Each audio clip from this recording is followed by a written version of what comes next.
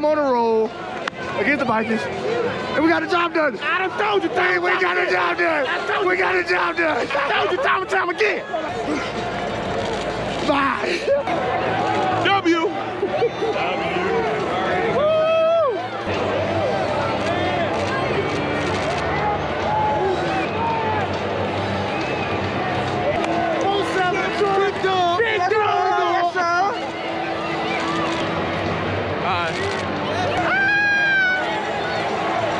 Minnesota, another dub.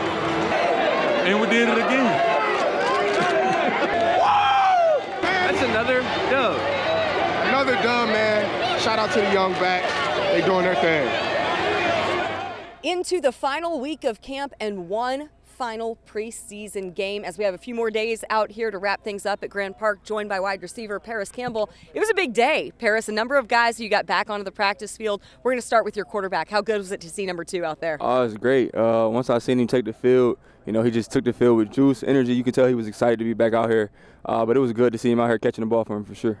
You guys were able to quickly connect, picking right back up where you left off. How were you guys able to just carry that over after he's, been out those 3 weeks following the surgery? Yeah, well, I mean, that's just a credit to him.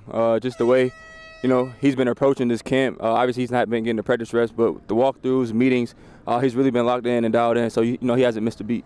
You've worked with a number of different guys on that offensive line over the course of the preseason. Having Quentin and Ryan, how great of a benefit was that having them back to practice? Yeah, I mean, those two guys, they're the alphas, you know what I mean? So it was good to see them back out here. Same thing with them. They were excited, energetic, so it's good to see them back.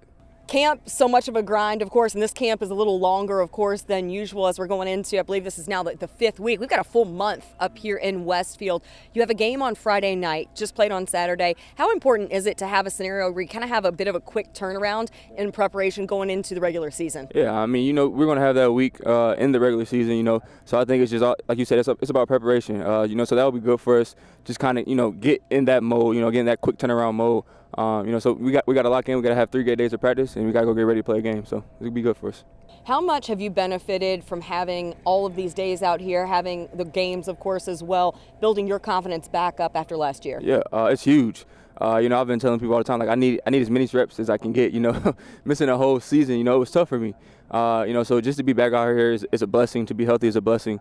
But like you said, the reps are key. They're key right now. Roster cuts coming up, and one of the deepest position groups is wide receiver right there. What has the competition been like within this group, especially having a lot of the young guys who have really stepped up? It's been great. From day one, Coach Go told us it was going to be a competition. But the good thing about that room is it's nothing but competitors, from top to bottom. We all love to compete, that's why we play the game.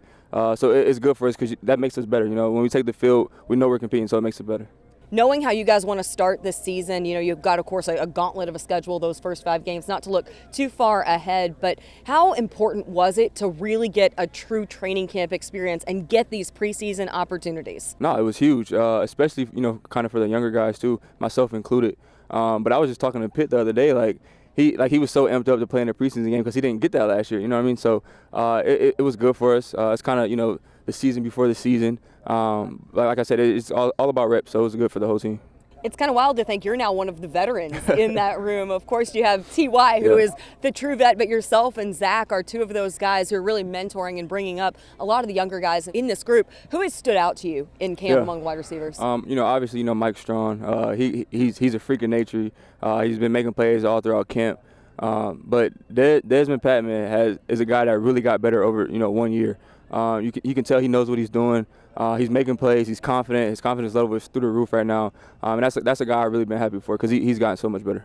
How much are you looking forward to Friday night seeing another opportunity for Sam Ellinger and Jacob Eason? Yeah, it's going to be great. They've been competing this whole camp, and I feel they both stepped up and they've been handling it very well.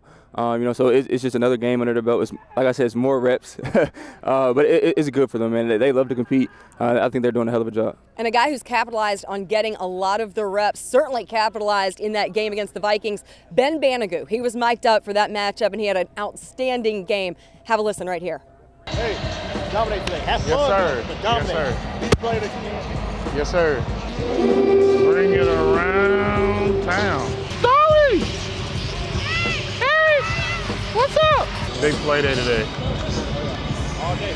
All day. Backfield all day. Yes, sir. Grover, Then when you get a sack, I want you to wave at me. Oh, I can do that. And if you don't wave at me, I'm with you, okay? All right, that's All right. right? Cool. I don't know if you can with me, but Hey, y'all, his name is Banogu, by the way. I'm missing my water.